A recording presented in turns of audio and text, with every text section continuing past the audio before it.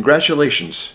You have finally got to the point where you're going to take all that research that you've done on finances, human resources, marketing, and operations and apply that to your final business plan. I'm going to provide you here a couple outlines that you can use, which will be helpful, hopefully. Remember, the very last step we're going to address today, which is monitoring. You want to go full circle from start to finish, and the finish being monitoring your plan and making sure that it is accomplishing the goals that you have set and those intermediate goals on the path to realizing your holistic goals. So let's get started. The work that you've done in these classes is very much about the planning process. But the culmination of all of your work is the development of a very specific business strategy. This strategy, along with the research that supports it, will become the crux of your written business plan. Take time now to summarize your business strategy for the whole farm. One way to do this is to draft the executive summary for your business plan, to summarize your principal business planning objective, goals, and your strategy for reaching them. The executive summary is, perhaps, the most important section of your written business plan, since many readers, including lenders, will not look beyond the executive summary if it does not communicate careful planning and promise. An executive summary typically includes the following information about the business. 1. Identity, who you are, and the name of your business. 2. Location, where the business is located. 3. History, how long the business has been in operation. 4. Ownership, current ownership structure. 5. Industry and competition, brief description of the business competitive position. 6. Product, what type of product you now offer and plan to market in the future. 7. Marketing, who your potential customers are and what they will value. 8. Operations, how you will produce. 9. Human resources, who will manage and staff the business. And 10. Finances, how much profit and equity the business will generate, how you intend to finance the business, and how you will cope with and manage risk. The executive summary is a snapshot of your business and its strategy. It can be as short as you like, but generally no longer than 2 pages. Most importantly, your executive summary should convey credibility and excitement, particularly if you are seeking external financing or new business partners. With an executive summary in hand, you're ready to write the rest of your plan, implement, and monitor your business plan. By now you and your planning team have gone through a lot of work, hours of brainstorming, discussion, research, and writing. Finally, you are ready to pull all of your work together into a written business plan. All along you have probably been asking, what should I include in my business plan? What should my plan look like? How should I organize my plan? Your business plan should be organized in a way that is most useful for you. It should be organized in a way that meets your internal and external planning purposes and effectively communicates with your intended audience. There are some critical pieces of information that can help you stay on track and that your lender, shareholders, or partners will expect to see. As you discuss which business plan formats to use with your planning team, think again about how you ultimately intend to use the plan, for internal organizing or for communicating externally to a lender or potential shareholders. If you will present your plan to others outside the business, lenders, potential clients or investors, family or other planning team members, it should convince them of the feasibility of your strategy. Therefore, it should clearly convey ideas, supporting research, financial evaluation, and a contingency plan. Documentation will be critical. You will need to justify your strategy with information from your research, particularly if you intend to seek financing, solicit funds from outside investors, or to offer stock.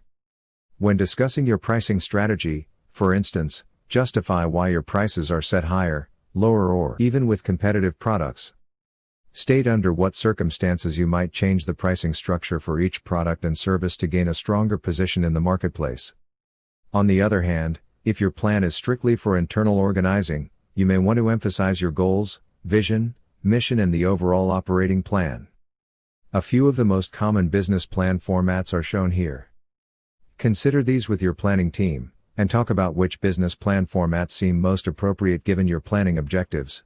The success of your whole farm business strategy will be, to a large extent, dependent on timely and efficient implementation. This is sometimes the hardest part for many people who worry that they haven't done enough research or that their strategy won't go as planned. In fact, it probably won't. Most plans don't realize themselves perfectly. There are always uncertainties, like those discussed when you were developing your contingency plan. But there comes a time when you must, as the well-known marketing slogan goes, just do it. After implementation, monitor your plan. Monitoring involves tracking how your farm or business is progressing and taking action where necessary to make sure that it is on course to meet your goals. It means, as Alan Savory notes, looking for deviations from the plan for the purpose of correcting them. For instance, if you drew a map to estimate direct market sales potential, try plotting the zip codes from your customers' checks to see just how far your customers travel to purchase your product. What does this tell you? Is your marketing strategy effective? Are you reaching your target market? Are there households within 20 miles of your business that aren't customers but who should be? You'll also want to ask yourself, how does your work, accomplishments, output, etc., compare with desired goals and projections? In order to track your progress, you should develop an implementation to-do list, establish checkpoints, keep records, and review progress with planning team members, board members, or management staff. Describe how your strategy will be implemented, indicate who will be responsible for completing implementation tasks, and specify deadlines for completing each task. In other words, create a to-do list for strategy implementation. This will help you stay on course as you begin implementing your whole farm strategy. Put someone in charge of overseeing the entire implementation process, particularly if a major change is being made or when several family members/partners are involved. Next, develop a list of monitoring checkpoints. Monitoring checkpoints, also called critical success factors and objectives, are those key events or accomplishments that must occur for your business to succeed. They measure progress and act as early warning signals that alert you to when, where, and how your goals and plans may need to change. In this way, monitoring can act as a springboard for finding creative ways to adapt your management. Monitoring checkpoints are typically more detailed than your goals for the whole farm and are based on a shorter time frame. Monitoring checkpoints can be specific production targets, sales objectives, profit goals, wildlife counts, or whatever measure of success is important to you and your planning team. Of course, the goals that you outlined previously, vision, mission and goals, can be used as long-term critical success factors. Likewise, the financial ratios described in history and current situation, as well as your long-range income and cash flow projections developed in strategic planning and evaluation, can be used as monitoring benchmarks from which to track and compare the financial performance of your business over the long run. By monitoring cash flow performance, it may be possible to adjust your operating plan before experiencing financial adversity. If you are interested in tracking natural resource benefits, check out the monitoring toolbox developed by the Land Stewardship Project.